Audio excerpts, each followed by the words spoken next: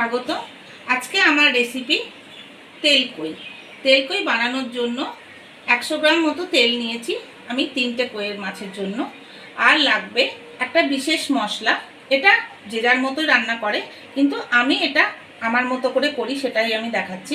এর মধ্যে নিয়েছি মৌরি, জিরে আর একটা ছোট এলাচ আর রসুন, কালো জিরে, এই সমস্ত দিয়ে আমি এটা মিক্সড করে আমি রেখে দিয়েছি। এবার এটাকে পেস্ট করে রেখেছি আদা, পেঁয়াজ, রসুন আর টমেটো দিয়ে। এই মিক্সটা করে রেখেছি, একটা তেজপাতার সাথে দিয়ে দিয়েছি। আর লাগবে হলুদ, লঙ্কা গুঁড়ো আর নুন। লঙ্কা গুঁড়োটা আপনারা নাও দিতে পারেন, কাঁচা লঙ্কা বেটে দিলে বা চিড়ে দিলেও হবে। আর কালো জিরেটা একটু অল্প ফোড়ন দিলেই হবে। তাহলে আমি রান্নার প্রসেসে চলে যাচ্ছি। আমি যে তেলটা আপনাদের দেখিয়েছিলাম সেই তেলটা আমি কড়াতে ঢেলে দিচ্ছি। কড়াটা আগেই আমি গ্যাসটা আগেই জ্বেলে দিয়েছি। এতে 100 গ্রাম মতো তেল আছে। তেলটা যতক্ষণ না হচ্ছে ততক্ষণ ওয়েট করতে হবে।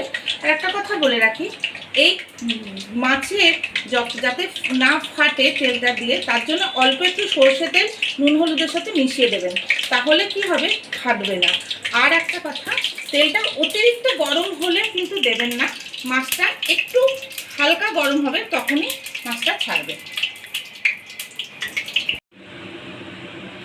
মাছটা আমি ভেজে নেওয়ার জন্য কড়াতে তেল গরম হয়ে গেছে, দিয়ে দিলাম।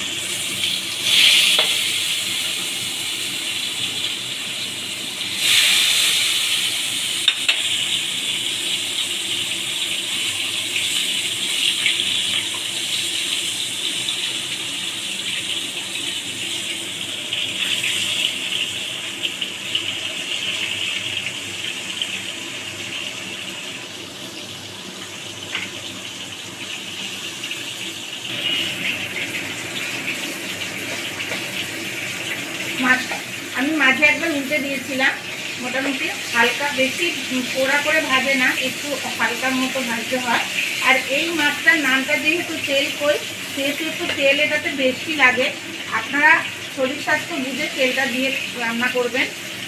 এবার আমি আস্তে আস্তে মশলাগুলো ছেড়ে দেবো। বেটে দিয়েছিলাম, আপনারা চাইলে গুঁড়ো গোটাও দিতে পারেন, তবে হ্যাঁ, একটু গোটাও দিতে হয়, তাই আমি অল্প একটু দিলাম। আর তেজপাতা, একটা কাঁচা লঙ্কা দিলাম। এবার যে মশলাটা আমি করে রেখেছিলাম, এই মশলাটা আমি দিয়ে দিচ্ছি আস্তে আস্তে।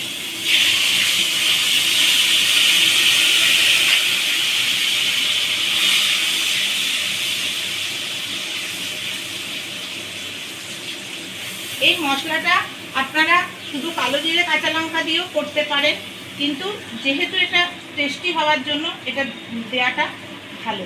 এবার হলুদ দিয়ে দেবো। এতে আমার 2 চামচ হলুদ আছে, এতটা লাগবে না, আমি তাই 1 চামচ আন্দাজে হলুদটা দিলাম। আর ঝাল যে যেরকম খাবেন দেবেন, এর মধ্যে আমার 1 চামচের একটু কম আছে, আপনারা যেরকম খাবেন সেই অনুযায়ী দেবেন। এবারে আমি একটু হালকা নাড়িয়ে নেব।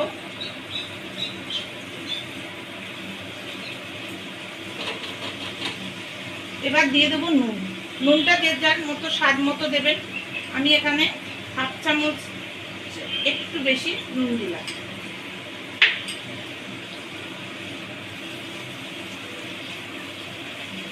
মশলাটা আমার মোটামুটি কষা হয়ে গেছে, 1 মিনিট মতো কষেছি, বেশি কষবো না, তাহলে পুড়ে যাবে। এবার আমি অল্প একটু জল দিয়ে দেবো। বেশি জল লাগে না এতে, যেহেতু এটা গামাখা গামাখা হবে।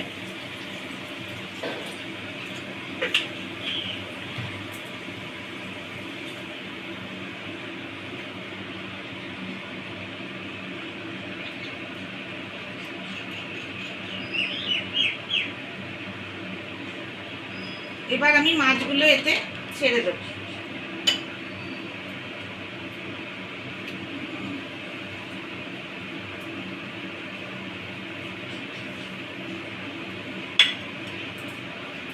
মাছগুলো ছেড়ে দেওয়ার পর একটু উল্টে উল্টে দিয়ে দেবো।